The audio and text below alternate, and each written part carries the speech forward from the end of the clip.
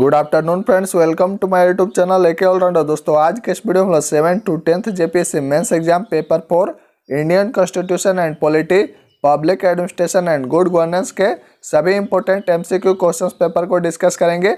और आपको बता दें कि इससे पहले साइंस का सभी एमसीक्यू क्वेश्चंस करा दिया गया है। अगर आप नहीं देखे होंगे तो प्लेलिस्ट में जाकर जेपीएससी जेएसएससी फोल्डर ओपन करेंगे और आप उस वीडियोज को अवश्य देख लेंगे। तो चलिए स्टार्ट करते हैं फ्रेंड्स। स्टार्ट करने से पहले अगर आप हमारे चैनल पर नए हैं, चैनल को सब्सक्राइब कर लेंगे, बेल आइकन को प्रेस कर लेंगे। तो चलिए स्टार्ट करते हैं।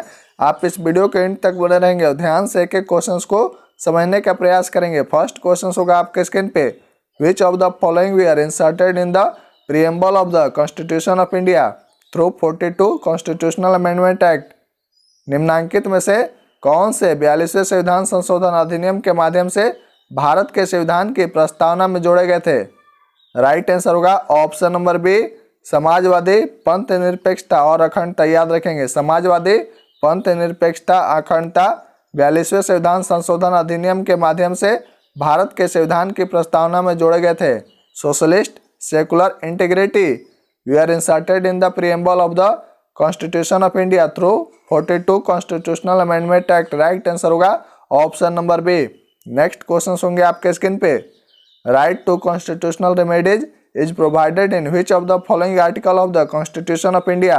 संवैधानिक उपचारों का अधिकार भारत के संविधान के निम्नांकित में से किस अनुच्छेद में दिया गया है?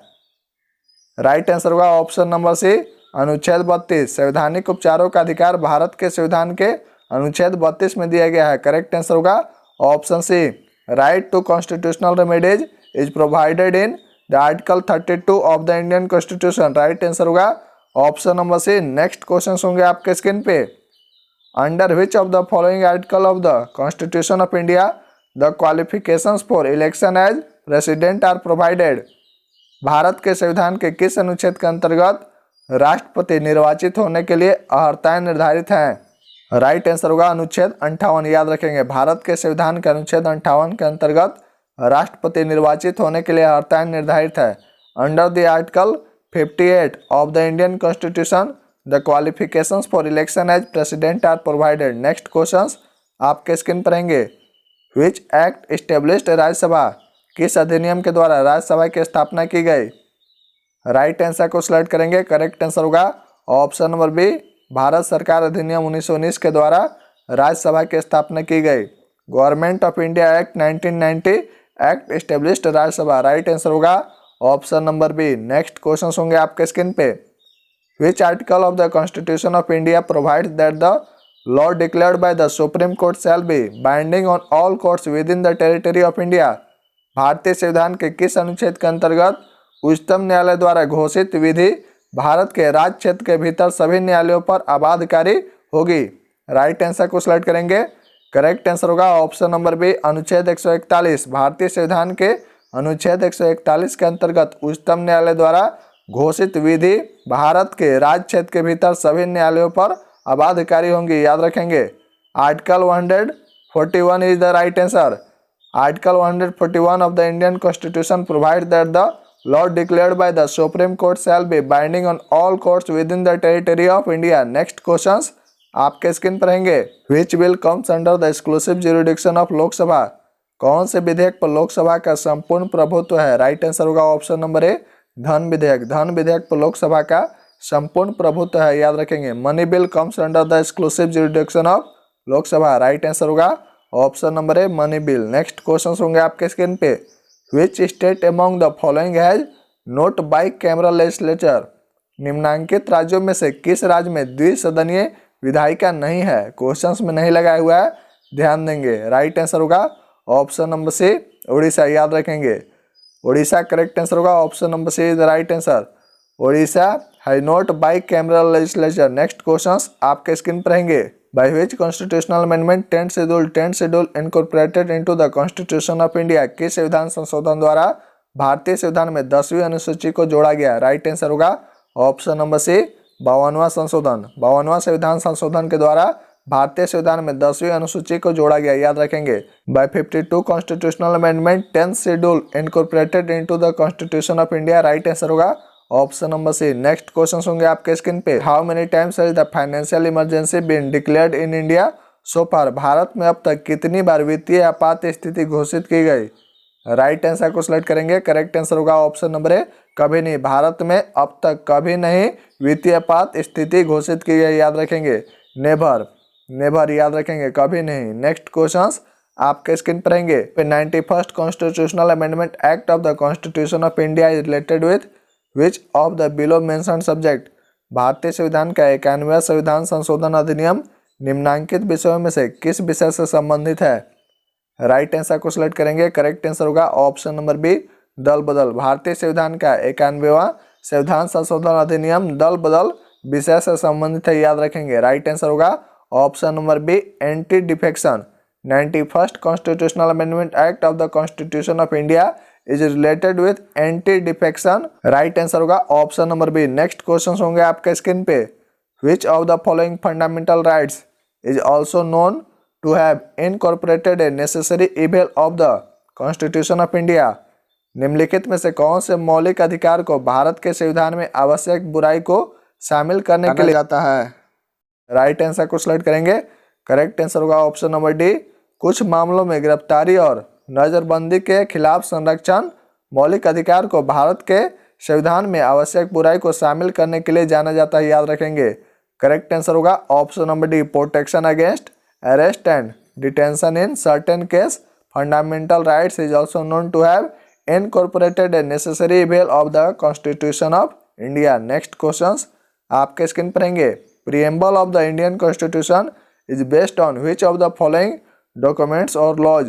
भारतीय संविधान की प्रस्तावना निम्नलिखित में से किस दस्तावेज या कानून पर आधारित है? राइट आंसर होगा ऑप्शन नंबर बी, उद्देश्य प्रस्ताव, याद रखेंगे। भारतीय संविधान की प्रस्तावना उद्देश्य प्रस्ताव दस्तावेज या कानून पर आधारित है, याद रखेंगे। Of the Indian constitution is based on objectives, resolutions, documents और लॉज, याद रखेंगे। करेक्ट आंसर होगा option number B. Next question होंगे आपके स्क्रीन पे। Which of the following provisions of the constitution did not come into force on November 26, 1949? संविधान के निम्नलिखित में से कौन सा प्रावधान 26 नवंबर 1949 को लागू नहीं हुआ था? क्वेश्चंस में नहीं लगाया हुआ है, ध्यान देंगे।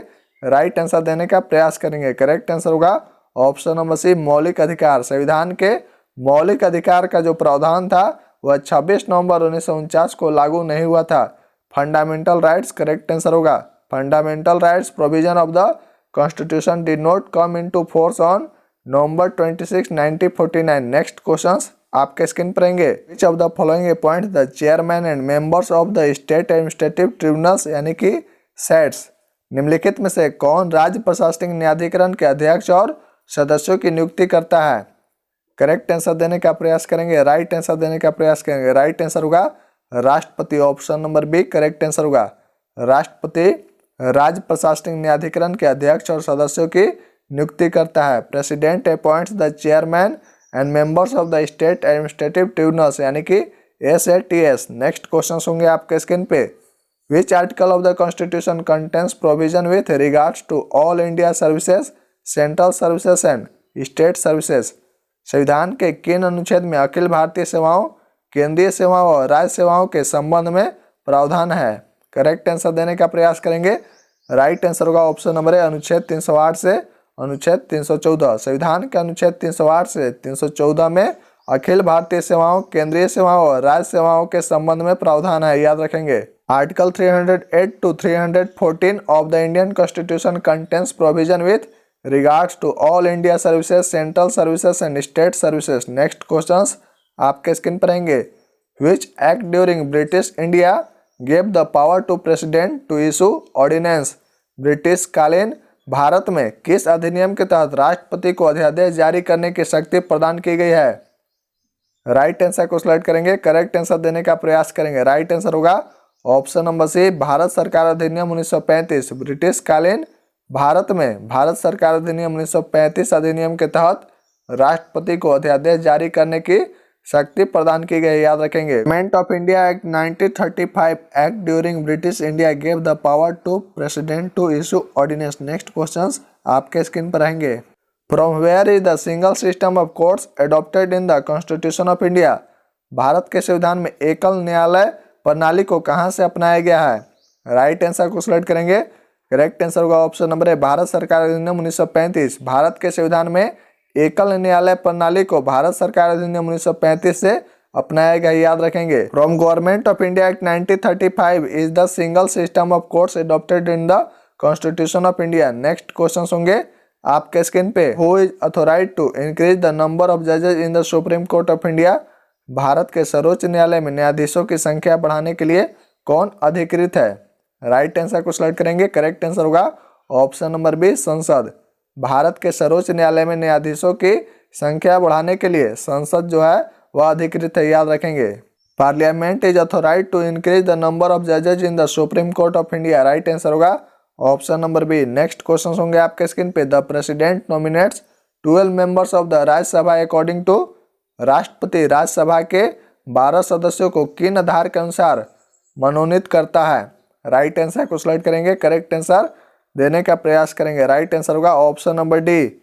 विज्ञान, कला, साहित्य और समाज सेवा के क्षेत्र में उनकी विशिष्टता के आधार पर राष्ट्रपति राज्यसभा के 12 सदस्यों को मनोनीत करते हैं, याद रखेंगे। President nominates 12 members of the Rajya Sabha according to their distinction in the field of science, art, literature and social service, याद रखेंगे। करेक्ट आंसर होगा option number D. Next questions आपके स्क्रीन पर रहेंगे।